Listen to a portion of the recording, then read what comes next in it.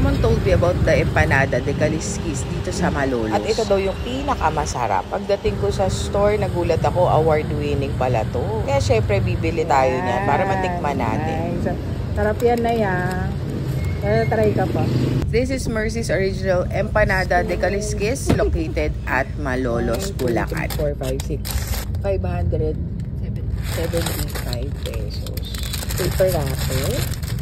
Vlogger yarn. Ayan. Sarap.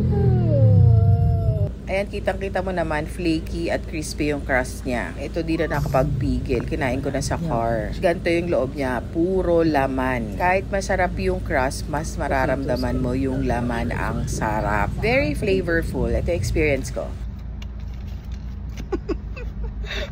Ito. Ayan o.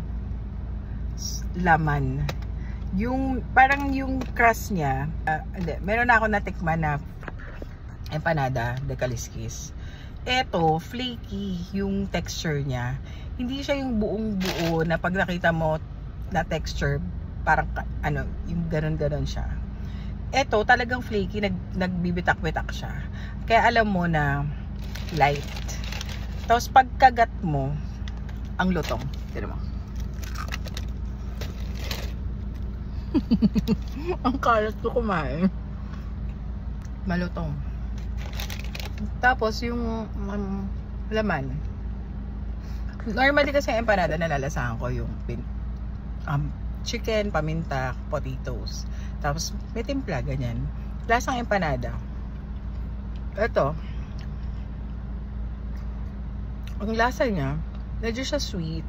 Makukumpara ko siya dun sa mga pork floss, chicken floss. Ganon yung medyo may spicy ng konti. Konting-konti na ito, wala masyado, pero meron ng konti. Pero malalasahan mo sweet. Pero siya yung pinaka-distinct flavor. Tapos malinamnam yung chicken. Yung chicken na fresh na ginawang floss. Tapos ginawang empanada. Ganon sa. Kaya pala, sulit na bibili ka ulit. Pang pasalubong mo kasi alam mo, may impress talaga sila. Thank you.